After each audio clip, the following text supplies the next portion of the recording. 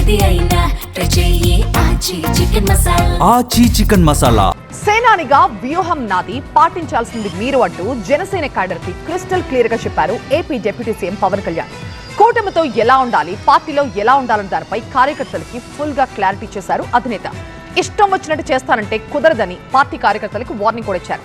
తనని ప్రశ్నించడం కుదరదు అని స్పష్టం చేశారు. క్రమశిక్షణ లేకపోతే పార్టీలో ఉండడం కష్టమని చెప్పారు.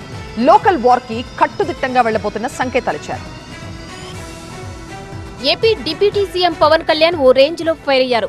జనసేన క్యాడర్ కు సీరియస్ గా క్లాస్ తీసుకున్నారు. తనను ప్రశ్నించడం కుదరదని కార్యకర్తలకు స్పష్టం చేశారు. సేనానిగా తాను చెప్పింది వినాలి, చెప్పింది చేయాలన్నారు. తనకు నచ్చిన విధంగా పార్టీని ముందుకు తీసుకెళ్తానని, ఉండగలిగే వాళ్లే పార్టీలో ఉండాలన్నారు జనసేన అధినేత పవన్. తనను ప్రశ్నించడం మాని ఆదేశాలను పాటించాలని క్యాడర్ కు గట్టిగా చెప్పారు. రాజమండ్రిలో జనసేన నేతలు కార్యకర్తలతో నిర్వహించిన సమావేశంలో క్రమశిక్షణ లేకపోతే పార్టీలో ఉండడం కష్టమని గుర్తించుకోవాలని హెచ్చరించారు జనసేన అధినేత. I'm very clear cut on taking the party forward in the way I want.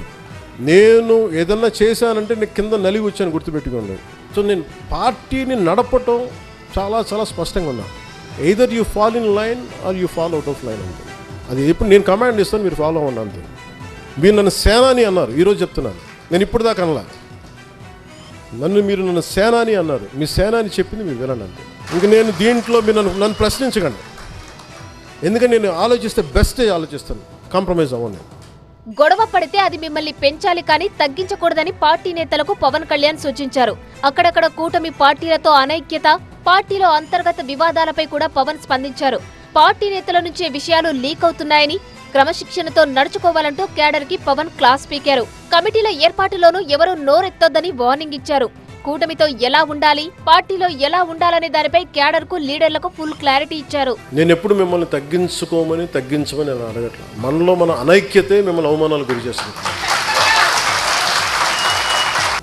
ప్రకాశం జిల్లా జనసేన కార్యవర్గాన్ని మొత్తం సస్పెండ్ చేశాను. నేను మీకు వదిలేస్తాను, మీరు ఏకాభిప్రాయం మీ చుట్టుపక్కల 10 మందిని మీరు కన్విన్స్ చేయండి. అది నేను చెప్పేది. నేను పూర్తిగా ప్రజాస్వామ్యబద్ధంగా వెళ్ళడానికి ప్రయత్నం చేస్తాను కూడా. అసలు నన్ను ఏది స్ట్రక్చర్ చేయనివ్వట్లేదు ఎవరు. నేను మనోహర్ గారిని పెడితే కొంతమందికి నచ్చదు. ఈసారి అలాగే నేను మనోహర్ గారిని పెడుతున్నా, మీరు పాటించాల్సింది అంతే, రూల్ అంతే.